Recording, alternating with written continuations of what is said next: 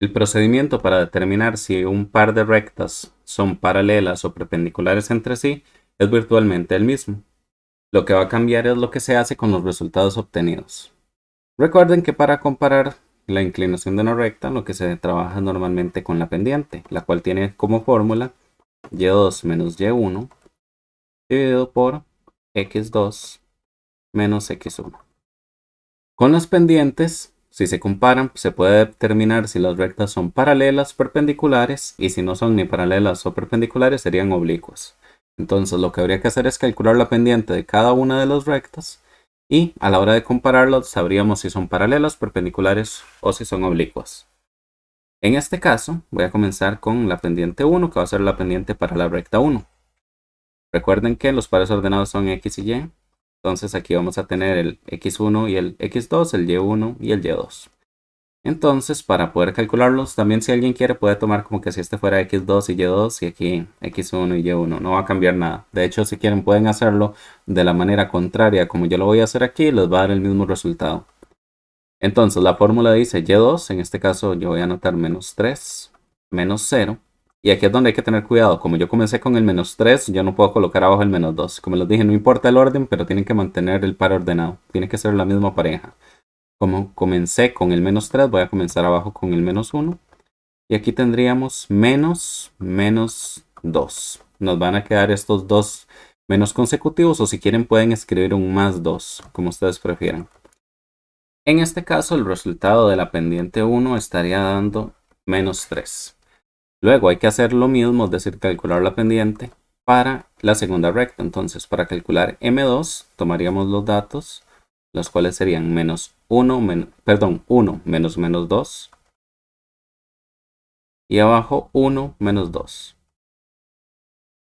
Igual resuelven esa operación, lo pueden hacer perfectamente en la calculadora y el resultado es menos 3. Y aquí es donde vamos a ya dar la respuesta. Como les dije, lo que hay que hacer es comparar los datos. Las rectas son paralelas si se cumple lo siguiente. M1 es igual a M2. Entonces, si sucede esto, eso quiere decir que L1 es paralela con L2. Entonces, ¿son iguales las dos pendientes? Sí, entonces la respuesta en este caso sería esto que escribe aquí. Si lo quieren dar simbólicamente. Si no lo quieren escribir con la simbología, es decir, esto se lee, la pendiente 1 es igual a la pendiente 2, entonces la recta L1 es paralela con la recta L2. Si no lo quieren escribir así, entonces escriben nada más si son paralelas y eso es todo. No es necesario que hagan la simbología. Pero como les dije, la condición es esa, que las dos pendientes sean iguales. Ahora, para determinar si rectas son perpendiculares, el procedimiento, como decía, es el mismo. Van a tener que calcular M1, que en este caso los datos serían 1 menos 2 sobre 0 menos menos 2.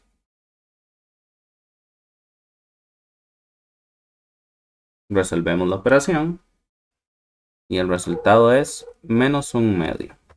Luego calculamos la segunda pendiente, la cual sería 1 menos menos 1 o 1 más 1 y 4 menos 3. Lo resuelven en la calculadora y el resultado les va a dar 2. Ok, aquí lo que se hace, hay dos formas de compararlo. Recuerden que aquí hay un 1 que no se anota. Si lo ven desde el punto de vista de las fracciones, funciona de la siguiente manera. Tienen que ser los mismos números. Aquí tengo un 1 y un 2. Aquí un 1 y un 2, pero al contrario. El 1 va a estar abajo en la otra y el 2 va a estar arriba, que es lo que se cumple.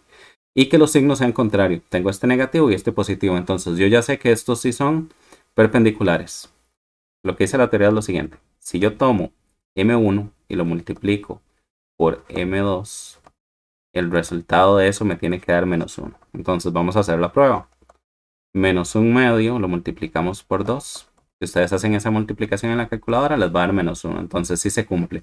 Como les dije, no es necesario hacer la multiplicación si nada más revisan las fracciones. Nada más ver que sean los mismos números, pero al revés. Aquí uno arriba y dos abajo. Aquí dos arriba y uno abajo. Y que tengan el signo contrario. La respuesta sería de la siguiente manera. M1 por M2 es igual a menos 1. Entonces, la recta L1 es perpendicular con la recta L2. O si no quieren escribirlo así, escriben nada más si son perpendiculares.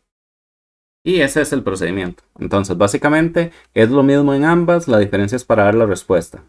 Para conocer si son paralelas, entonces nada más hay que revisar que tengan la misma pendiente. Y para revisar que sean perpendiculares, lo que hay que hacer es revisar que tengan pendientes que den como resultado al multiplicarlas -1.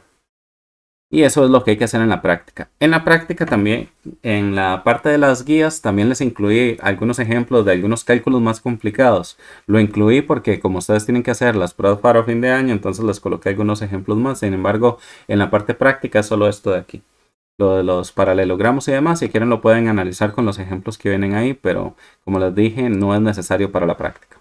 Y en la última guía del mes, lo que corresponde es a identificar algunas de las partes de los polígonos regulares. Comenzando con lo que corresponde al centro. El centro de un polígono regular es el mismo centro de las circunferencias que lo inscriben o circunscriben, es decir, de estas circunferencias que no siempre se anotan.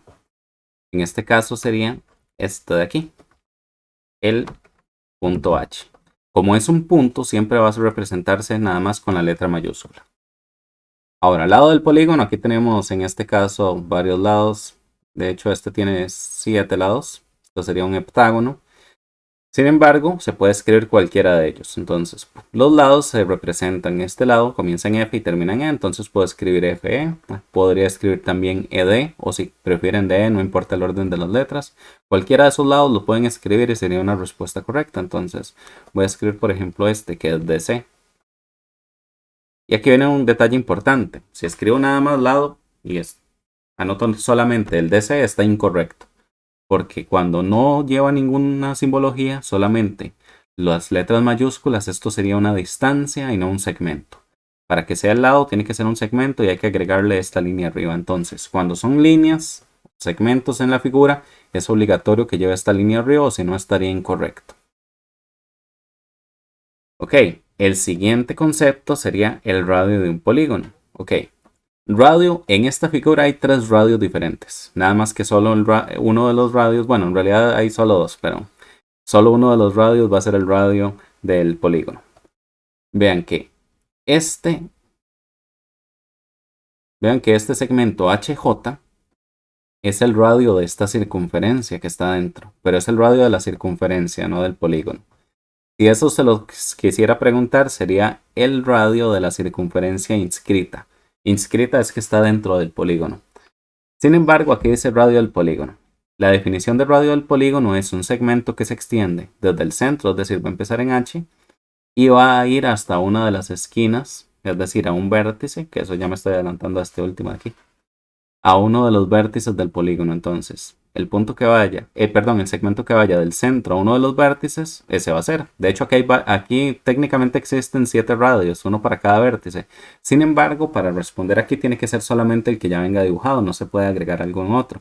Si yo quisiera agregar otro radio, podría ser el HF, por ejemplo, que sería el segmento que se extiende desde H hasta el vértice F. Sin embargo, el único que viene ya dibujado, que sería el único que puedo usar para la respuesta, corresponde al HG. Si alguien quiere puede escribir también GH, no hay ningún problema, y lo que les mencioné anteriormente, como es un segmento, es obligatorio que lleve el símbolo de segmento.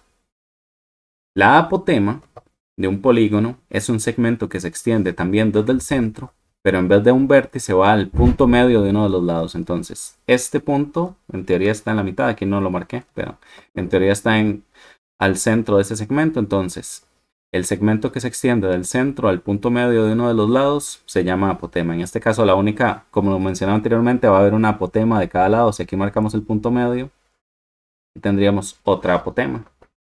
En todo caso, la única que podemos trabajar es esta que ya está dada, que sería HJ o JH, como ustedes prefieran. Y que no olviden el símbolo de segmento sobre ello. Y finalmente, vértice. El vértice corresponde a cualquiera de los puntos que se forman al intersecarse dos lados. Es decir, cuando tienen dos lados seguidos, el punto que los separa, la esquina, ese va a ser el vértice. Entonces aquí tengo en total 7 vértices. Se podría utilizar cualquiera de ellos. Voy a trabajar, por ejemplo, con el E. Y como es un punto, lo mismo que con el centro. Va a ser nada más la letra mayúscula, no lleva ningún tipo de simbología. Y esos serían los conceptos que venían para esa última guía. Faltaría lo que son los ángulos también. Rápidamente, si habláramos de ángulos, existe lo que se conoce como ángulo central. El ángulo central, en este caso lo voy a llamar alfa, es el ángulo formado por dos radios seguidos. Tenemos el ángulo interior, que es el ángulo que está formado por dos lados consecutivos, voy a llamarlo en este caso beta. Y finalmente estaría lo que se conoce como ángulo exterior, y el ángulo exterior es cuando ustedes un lado lo continúan y es el ángulo que queda formado por un lado y la prolongación de uno de los otros lados. En este caso lo voy a llamar cita y estos serían los conceptos que harían falta. Entonces serían estos de aquí y aparte de eso tenemos también los ángulos central, interior y exterior. En todo caso, para la parte práctica del folleto solo necesitaban estos de aquí. Creo que no se me quedó ninguno por fuera. Y eso es lo que hay que hacer entonces en la guía. Con eso ya pueden hacer todas las guías del mes.